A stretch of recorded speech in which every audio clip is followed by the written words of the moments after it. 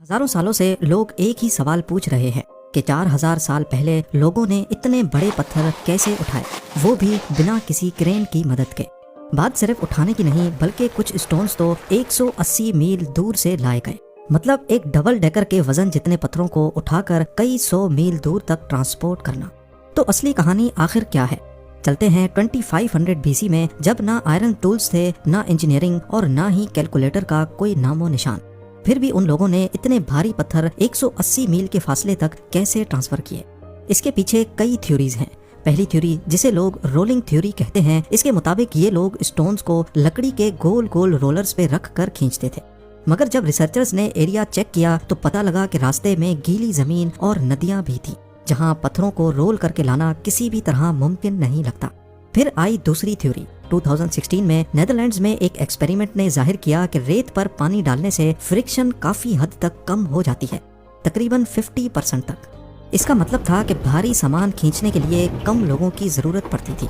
यानी जिस चीज को हमने 2016 में जाना, क्या ये कदीम लोग ये ट्रिक पहले ही जान चुके थे? एक और अजीब थ्योरी ये है कि स्टोनहेंज साउंड की मदद से बनाया गया था। जी हाँ, साउंड वेव्स। इस थ्योरी को एक्यूस्टिक लेविटेशन कहते हैं, जिसमें साउंड फ्रीक्वेंसी ग्रेविटी को कम करके पत्थरों को उठाने में मदद करती थी।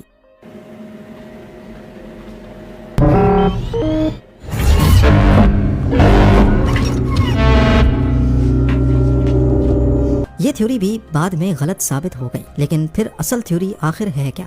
आज के आर्कियोलॉजिस्ट कहते हैं कि इन लोगों ने लकड़ी के रैंप, रोप्स और पुली सिस्टम का यूज किया था।